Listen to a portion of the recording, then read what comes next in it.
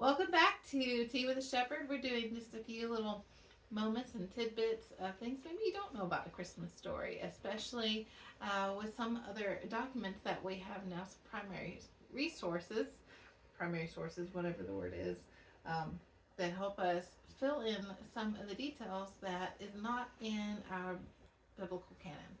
So tell us a little bit about what you learned in your readings about the wise men. Um, they weren't wise guys. No, they were. And it wasn't just three. It wasn't. Well, not necessarily. It may have been. It could have been more. Where do we want to start? Well, Daniel. Well, there's some indication, either in Eusebius or Jerome or some of those texts. I can't remember exactly where.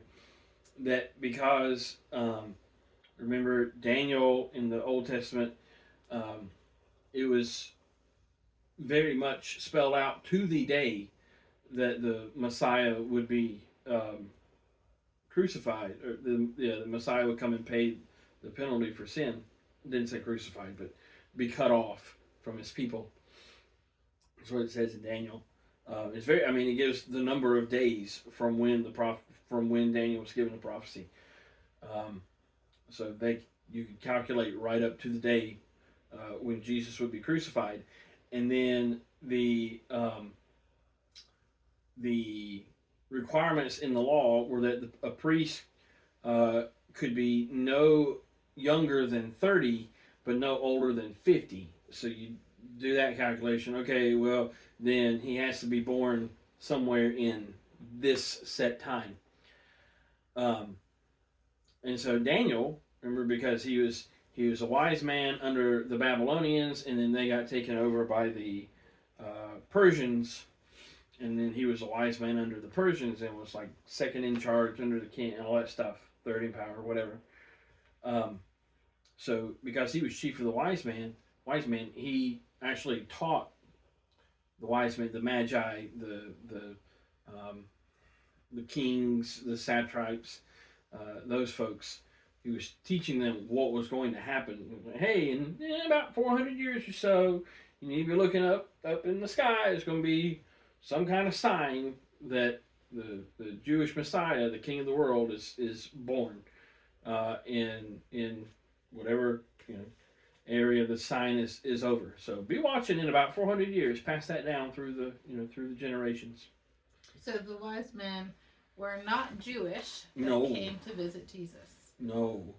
And they also were not, like most people depict, a European, an African, and an Oriental either. They were all three, however many there were, they were all Persians.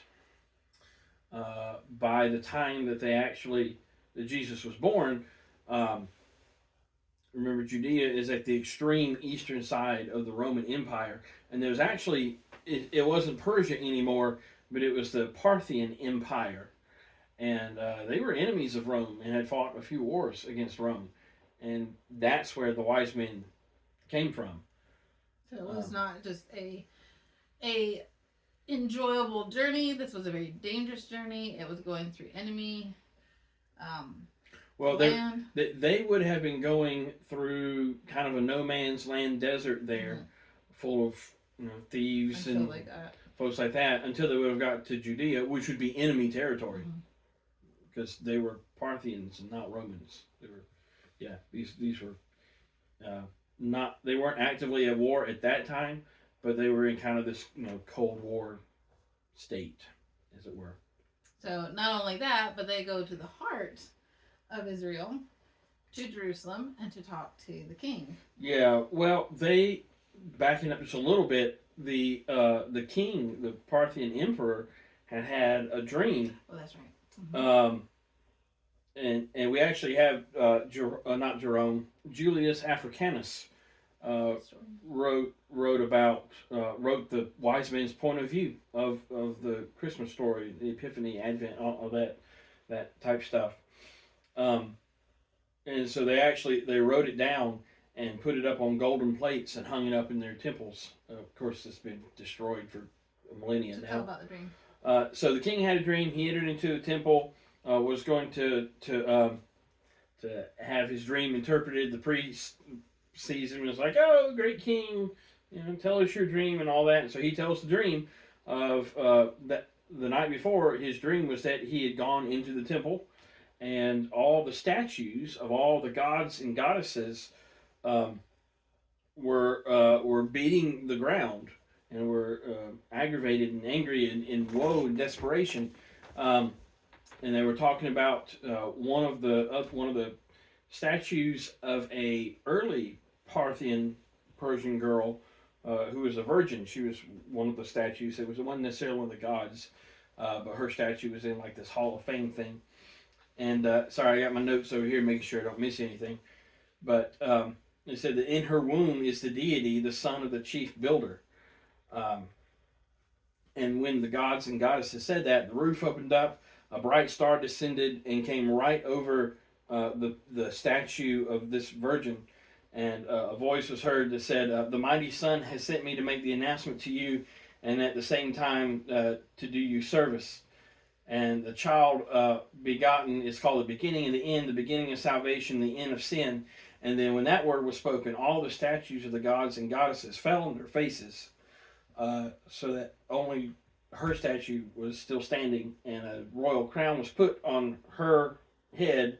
On the upper side was a star in carbuncle and in emerald.